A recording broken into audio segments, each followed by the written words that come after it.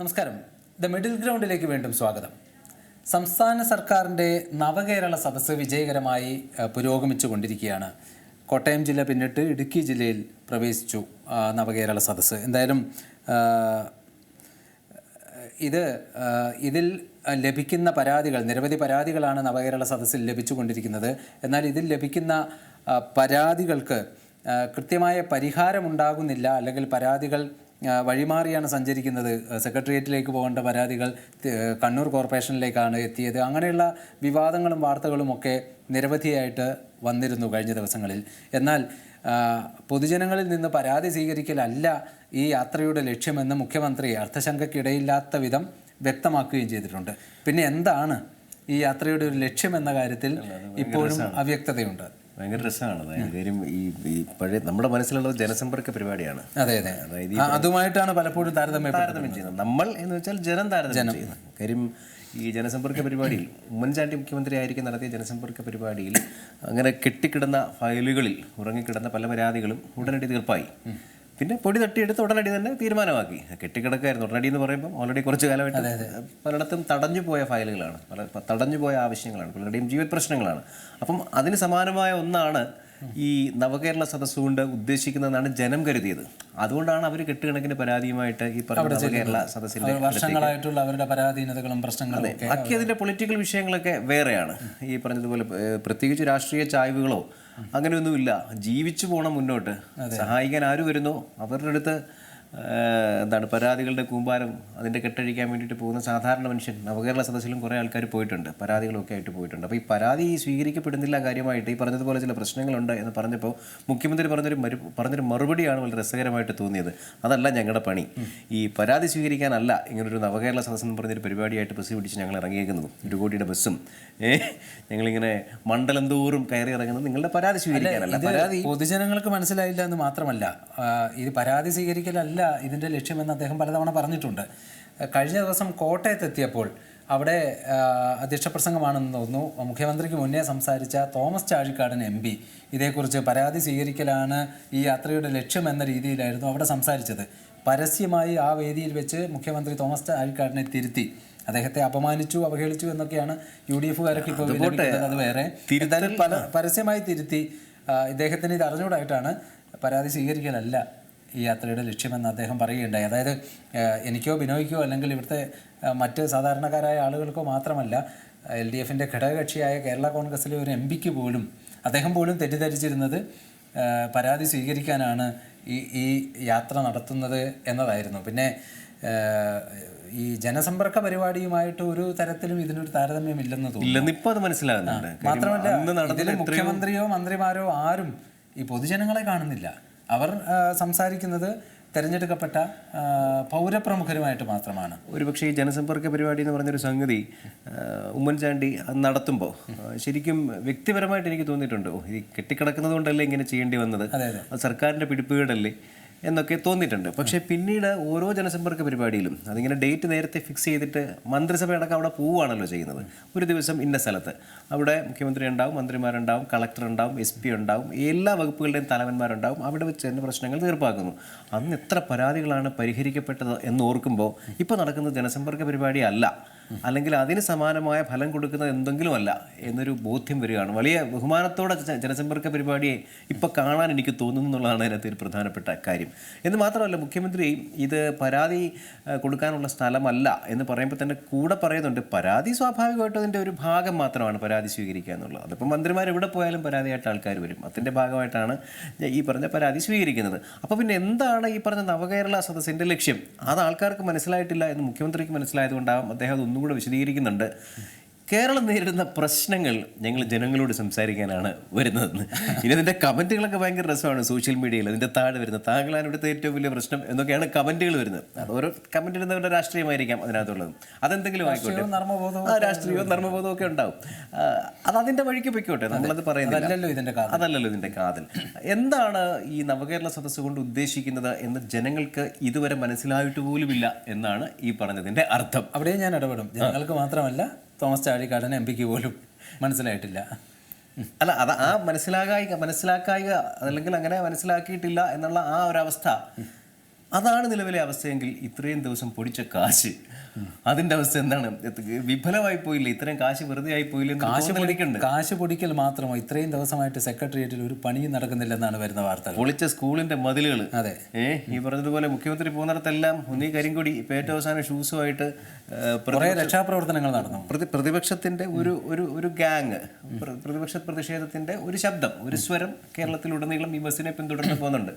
അതുകൂടാതെ ഇപ്പോൾ റിജേഷ് പറഞ്ഞ കാര്യം എന്താണ്, ഈ കരിങ്കൊടിയും പ്രതിഷേധവും കൂടാതെ രക്ഷാപ്രവർത്തനം കാര്യമായി നടക്കുന്നുണ്ട്. കുറച്ച് ആൾക്കാർക്ക് പണി കിട്ടുന്നുണ്ട്. അതായത് ഇന്നിപ്പോൾ ഒരു കാർട്ടൂൺ എവിടെയോ കണ്ടതാണ്, ഒരു കുടുവാളും വെട്ടുകത്തിയൊക്കെ ആയിട്ടൊരു ഗുണ്ട ഇങ്ങനെ നടന്നു പോകുന്നത്. കുറേ പെട്ടിയായിട്ട് വേറെ ആരോ ചെന്നിട്ട് ഇയാളെ ഒരു കൊട്ടേഷന് വിളിക്കുമ്പോൾ പുള്ളിക്കാരൻ പറയാതെ നവകേരള സദസ്സ് കഴിയുന്നതിന് വരെ വേറെ പരിപാടിയില്ല, ഭയങ്കര തിരക്കാണ് എന്ന് പറയുന്നത്. അത്തരത്തിൽ ട്രോളുകൾ ഇറങ്ങുന്ന തരത്തിലേക്ക് കേരള രാഷ്ട്രീയത്തിനകത്ത് ഈ നവകേരള സദസ്സ് പരിണമിച്ചു എന്നുള്ളതാണ്. അതിനെപ്പറ്റിയുള്ളൊരു പ്രതിച്ഛായ പരിണമിച്ചു എന്നുള്ളതാണ് ഇതിന്റെ ഇതുവരെയുള്ളൊരു ആകത്തുക. ഈ രക്ഷാപ്രവർത്തനം എന്ന വാക്കിന്റെ അതിന്റെ മാനവും അങ്ങ് മാറിപ്പോയി. ഇത് വളരെ ട്രോളായിട്ട് ഉപയോഗിക്കുന്ന ഒന്നായി മാറിക്കഴിഞ്ഞു. രക്ഷാപ്രവർത്തനം നടത്തേണ്ടി വരുന്നത് ഒരാൾ അത്രയ്ക്ക് പിന്നെ പാടുപെടുന്ന കഷ്ടപ്പെടുന്ന ജീവന് വേണ്ടിയിട്ട് കഷ്ടപ്പെടുന്ന സന്ദർഭങ്ങളിലാണ് രക്ഷാപ്രവർത്തന ദുരന്തങ്ങൾ ഉണ്ടാകുമ്പോഴോ അല്ലെങ്കിൽ മനുഷ്യനിർമ്മിത ദുരന്തങ്ങൾ ഉണ്ടാകുമ്പോഴോ ദുരന്തമുഖങ്ങളിലാണ് പ്രധാനമായിട്ടും ദുരന്തമുഖങ്ങളിലാണ് ഈ രക്ഷാപ്രവർത്തനം വേണ്ടി വരിക. അതൊരു അപകടം തൊട്ട് എന്തുമാകാം.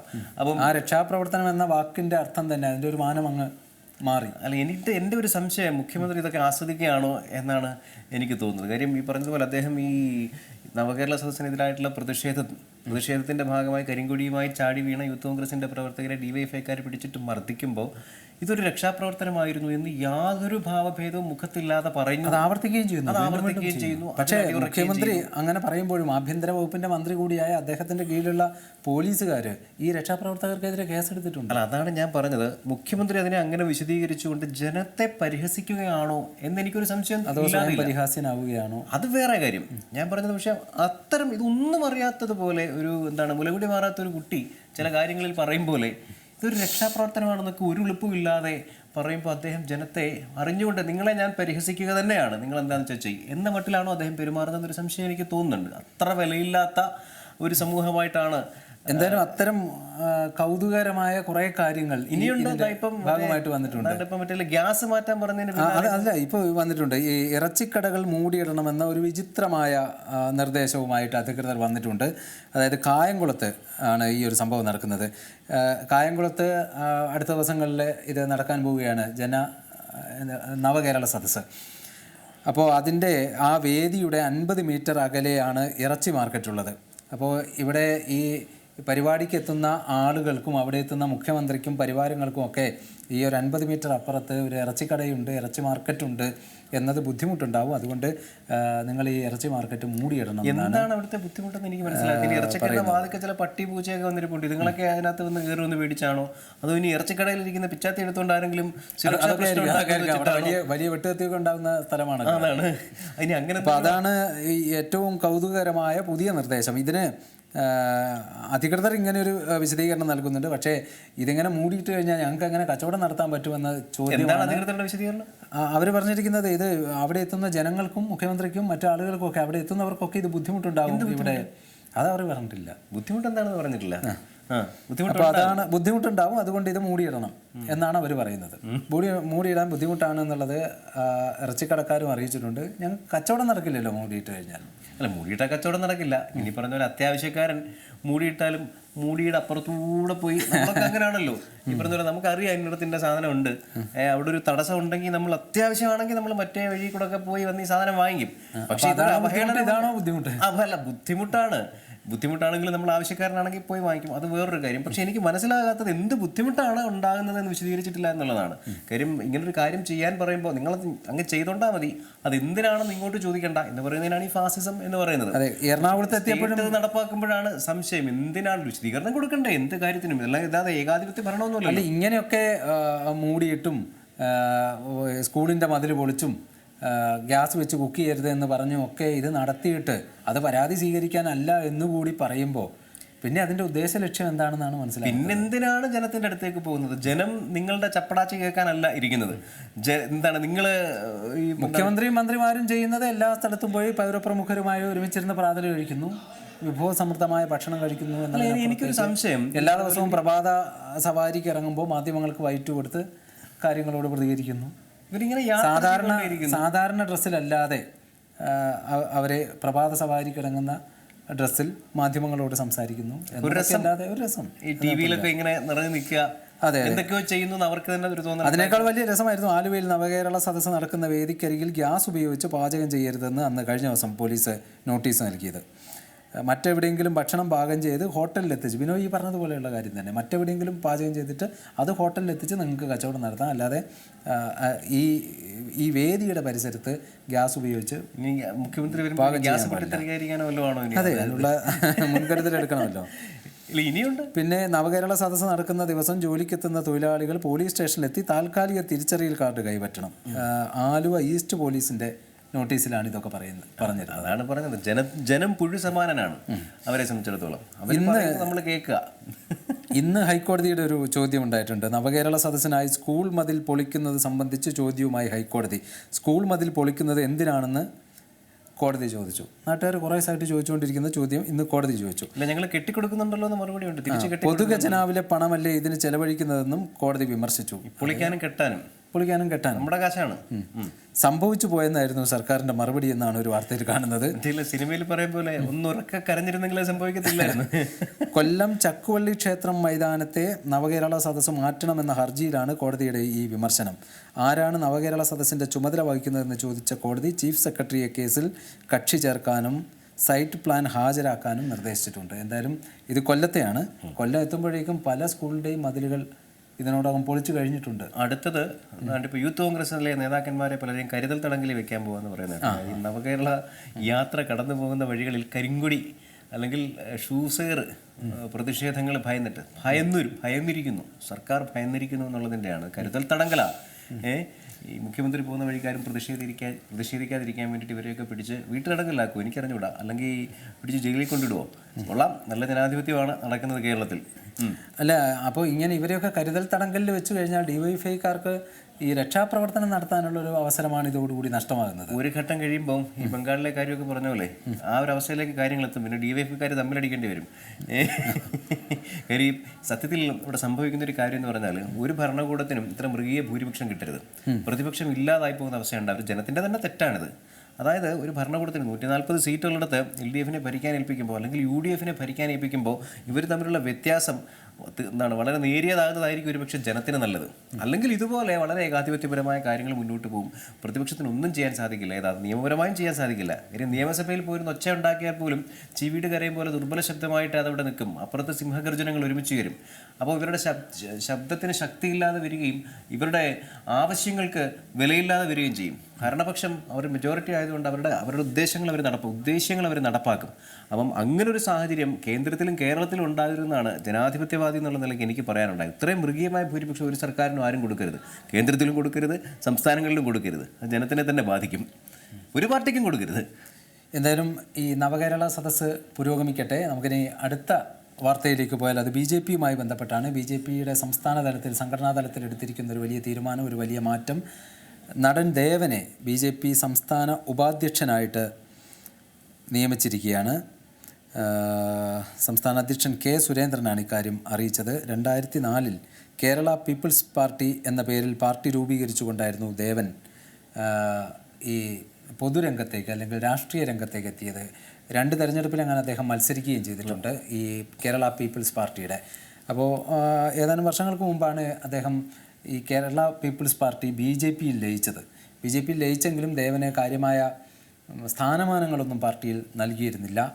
സുരേഷ് ഗോപിക്കും ഭീമൻ രഘുവിനും രാജസേനനുമൊക്കെ ശേഷം മലയാള ചലച്ചിത്ര രംഗത്ത് നിന്ന് മറ്റൊരാൾ കൂടി BJPയുടെ തലപ്പത്തേക്ക് എത്തുന്നു.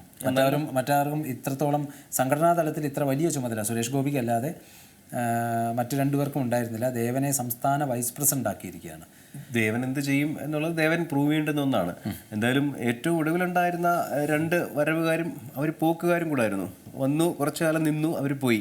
അവർ 2 പേരും ഇപ്പോൾ CPMലാണ്. ഭീമൻ രഘു ആണെങ്കിൽ ട്രോളുകാരുടെ സ്ഥിര വരെയാണ്. ഇപ്പം നാട്ടുകാരെല്ലാം നിർത്തി പരിഹസിക്കുകയാണ്. ഭീമൻ രഘു പറയുന്നതെല്ലാം കോമഡിയും ചളിയായി മാറിക്കഴിഞ്ഞിരിക്കുകയാണ്. ചലച്ചിത്ര അക്കാദമി ചെയർമാൻ രഞ്ജിത്ത് കഴിഞ്ഞ ദിവസം എത്ര ഹീനമായിട്ടാണ് ഭീമൻ രഘുവിനെ ആക്ഷേപിച്ചത്. ഈ BJP വിട്ടിട്ട് അങ്ങോട്ട് ചെന്നതാണ്. ഇവർ പത്തനാപുരത്ത് മത്സരിച്ചതാണ്. അതായത് 3 താരങ്ങൾ മത്സരിച്ച ഒരു തെരഞ്ഞെടുപ്പ് ഓർമ്മയുണ്ടല്ലോ. ഗണേഷ് കുമാർ, ജഗദീഷ്, ഭീമൻ രഘു. ഭയങ്കര കോമഡി അല്ലായിരുന്നു അവിടെ. ഇവര് എന്താണ് എവിടെ നോക്കിയാലും സിനിമാടന്മാർ പത്തനാപുരത്ത്. അങ്ങനെ ഒരു അവസ്ഥയായിരുന്നു പത്തനാപുരത്തെ രാഷ്ട്രീയം. ആർക്ക് വേണ്ടി പ്രചരണത്തിന് വന്നാണെന്ന് അറിയാം. എന്താണ് ചില സിനിമാടന്മാരെ വിളിച്ചിട്ട് വന്നില്ല. സിനിമാക്കാർക്കിടയ്ക്ക് ഇതൊരു രൂക്ഷമായ പ്രശ്നത്തിന് വഴിവെച്ചു. കാര്യം ഗണേശ് വിളിക്കുന്നിടത്തൊക്കെ പലരും പോവും, സൂപ്പർ താരങ്ങളൊക്കെ വരും. ഭീമൻ രഘു വിളിക്കുന്നിടത്തൊന്നും ആരും വരില്ല. ഇഷ്ടമുണ്ടെങ്കിലും വരാൻ പറ്റൂല. അല്ലെങ്കിൽ ജഗദീഷ് വിളിക്കുന്നിടത്തും വരാൻ പറ്റൂല. ജഗദീഷ് കുറെ കഴിഞ്ഞപ്പോഴത്തേക്ക് പിന്നെ ആകെപ്പാടെ തളർന്ന അവശനായി. ഞാൻ അദ്ദേഹത്തിന്റെ പ്രചരണമൊക്കെ നേരിട്ട് കണ്ട ഒരാളാണ്. പുള്ളിക്ക് ഒന്നും അങ്ങോട്ട് പറ്റാത്ത അവസ്ഥയായി. അവസാനം അസംതൃപ്തിയിലേക്ക് കാര്യങ്ങളെത്തി. പുള്ളിക്ക് മനസ്സിലായി ഇത് അവിടെ വലിയ രക്ഷയുള്ളൊരു കാര്യമല്ല പത്തനാപുരത്ത്. ഇത് താരപരിവേഷം കൊണ്ടൊന്നും ആരും വോട്ട് ചെയ്യില്ല. അങ്ങനെ ചിന്തിച്ചു പോയത് അബദ്ധമായി പോയി എന്നൊക്കെ ജഗദീഷിന് പിന്നെ തോന്നി. ഭീമൻ രഘു അതിന് നേരത്തെ തന്നെ എടുത്തു. കാര്യം കൂടെ വരാൻ പോലും 10 പേരില്ലാത്ത അവസ്ഥയായി. ഇലക്ഷൻ കഴിഞ്ഞപ്പോൾ ഭീമൻ രഘു അത് പറയുകയും ചെയ്തു. എന്തായാലും അതൊക്കെ കഴിഞ്ഞിട്ട് ഭീമൻ രഘു ഇപ്പോൾ CPM പോയി. ഇദ്ദേഹം മുഖ്യമന്ത്രി പങ്കെടുക്കുന്ന പരിപാടിയിൽ എഴുന്നേറ്റ് നിന്ന് കാണിച്ച പ്രകടനം, അതിനുശേഷം ഇങ്ങോട്ട് ട്രോളുകളാണ്. ഇന്നലെ അതിന്റെ പിന്നാലെയാണ് ഇപ്പോൾ ദേവനും കൂടെ വന്നിരിക്കുന്നത്. ദേവന് ഇന്നലെ ഈ സ്ഥാനലബ്ധിക്ക് പിന്നാലെ ഒരു മാധ്യമപ്രവർത്തകൻ സോഷ്യൽ മീഡിയയിൽ കുറിച്ചത് കണ്ടു. ഇദ്ദേഹം ഇനി ഇവിടുന്ന് രാജിവെച്ച് AKG സെന്ററിൽ പോയി CPM ചേർന്ന് അവിടുന്ന് വന്ന് പിണറായി വിജയനെ സല്യൂട്ട് ചെയ്യുന്ന ദൃശ്യമെന്ന് ആലോചിച്ച് നോക്കാൻ. ഈ ദേവനെ സംബന്ധിച്ച് ദേവൻ പണ്ട് തന്നെ പറയുന്നൊരു കാര്യമാണ്. അദ്ദേഹം ചില സിനിമകളിലൊക്കെ പ്രധാന വേഷങ്ങളൊക്കെ ചെയ്തിട്ടുണ്ട്, നായകന്റെ വേഷങ്ങളൊക്കെ ചെയ്തിട്ടുണ്ട്. എങ്കിലും വില്ലൻ എന്നുള്ള നിലയ്ക്കാണ് ദേവൻ മലയാളി ചലച്ചിത്ര പ്രേക്ഷകരുടെ സൗമ്യനുമായ വില്ലൻ. അത് ദേവൻ തന്നെ പലപ്പോഴും പറഞ്ഞിട്ടുണ്ട്. ഈ നായകനേക്കാൾ കൂടുതൽ സുന്ദരനാണ് താൻ എന്നുള്ളതുകൊണ്ട് അത് സത്യവുമാണ്. പലപ്പോഴും അവസരങ്ങൾ കിട്ടാതെ പോയിട്ടുമുണ്ട് എന്ന് പറഞ്ഞിട്ടുണ്ട്. ഒരുപക്ഷെ ഒരു നായകനാകാനൊക്കെ പുള്ളിക്ക് അത്രയും പെർഫോം ചെയ്യാനൊക്കെ പറ്റുമോ എന്നുള്ള കാര്യത്തിൽ സംശയമുണ്ട്. പക്ഷേ മിക്ക സിനിമകളിലും മമ്മൂട്ടിയേക്കാൾ സുന്ദരനാണ് ദേവൻ, അല്ലെങ്കിൽ മോഹൻലാലിനേക്കാൾ സുന്ദരനാണ് ദേവൻ, സുരേഷ് ഗോപിയേക്കാൾ സുന്ദരനാണ് ദേവൻ. അങ്ങനെ ഒരു സംഭവമുണ്ട്. അത് ദേവൻ എടുത്ത് പറയുകയും ചെയ്യും. അതുകൊണ്ടാണ് എനിക്ക് പലപ്പോഴും അവസരം കിട്ടാതെ പോയത് എന്നും പറയും. 2004 ഉപതെരഞ്ഞെടുപ്പിൽ വടക്കാഞ്ചേരിയിൽ, അതായത് മുരളീധരൻ തോറ്റ തെരഞ്ഞെടുപ്പ്, കെ മുരളീധരൻ KPCC പ്രസിഡന്റായിരുന്ന കെ മുരളീധരൻ രാജിവെച്ച് മന്ത്രി ജയിക്കാൻ വേണ്ടിയിട്ട് ഉപതെരഞ്ഞെടുപ്പിൽ മത്സരിച്ച് തോറ്റു. ആ തെരഞ്ഞെടുപ്പിൽ ദേവനും മത്സരിച്ചു. അവിടെ 10 സ്ഥാനാർത്ഥികളോ മറ്റോ ഉണ്ടായിരുന്നു. അവിടെ 6ാം സ്ഥാനത്ത് വന്ന മികച്ച അത്യാവശ്യം നല്ല പെർഫോമൻസ് കാഴ്ചവെച്ച ഒരു സ്ഥാനാർത്ഥിയായിരുന്നു ദേവൻ.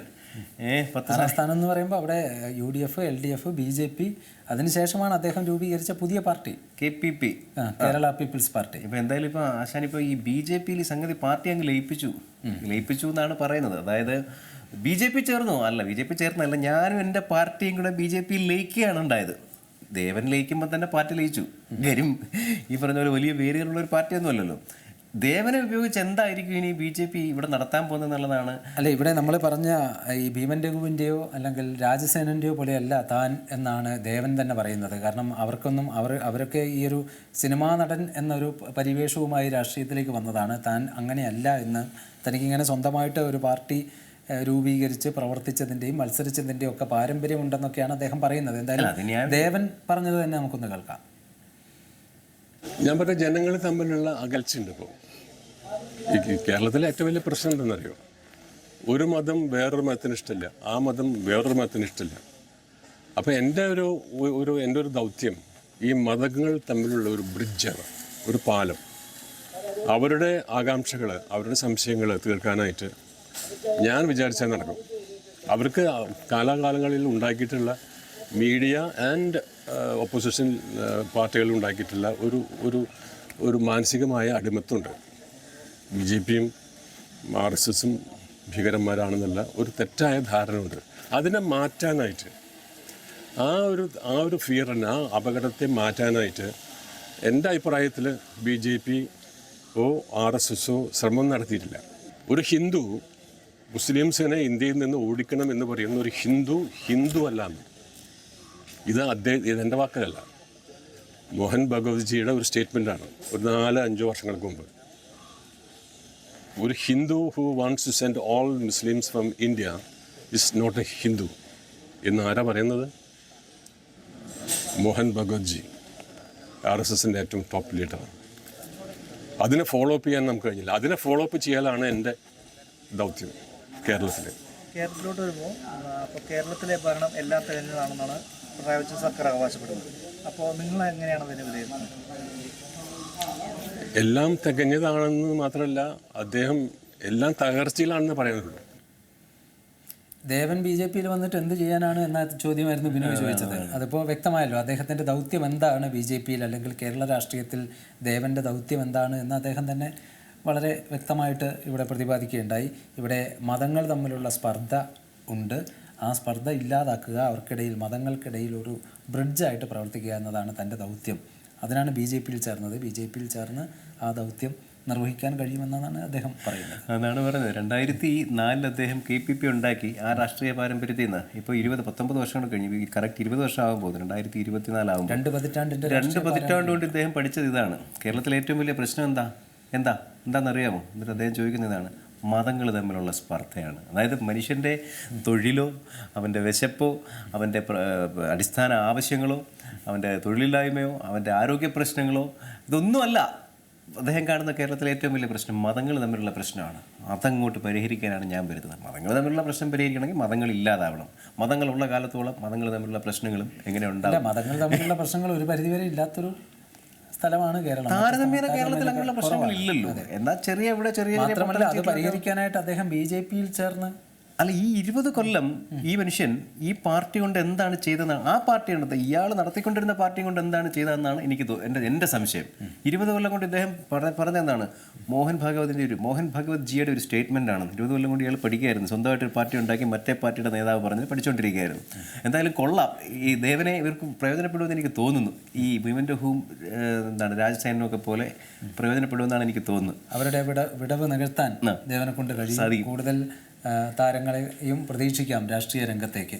എന്തായാലും ഇന്നത്തെ മിഡിൽ ഗ്രൗണ്ടിൻ്റെ സമയം ഇവിടെ പൂർണ്ണമാവുകയാണ്. നാളെ മറ്റു വാർത്തകളും വിശേഷങ്ങളുമായി വീണ്ടും എത്താം. നമസ്കാരം. ഏറ്റവും പുതിയ വാർത്തകളും വിശേഷങ്ങളും വിരൽ തുമ്പിലറിയാൻ Zee മലയാളം ന്യൂസ് എല്ലാ ഡിജിറ്റൽ പ്ലാറ്റ്ഫോമുകളിലും ലഭ്യം.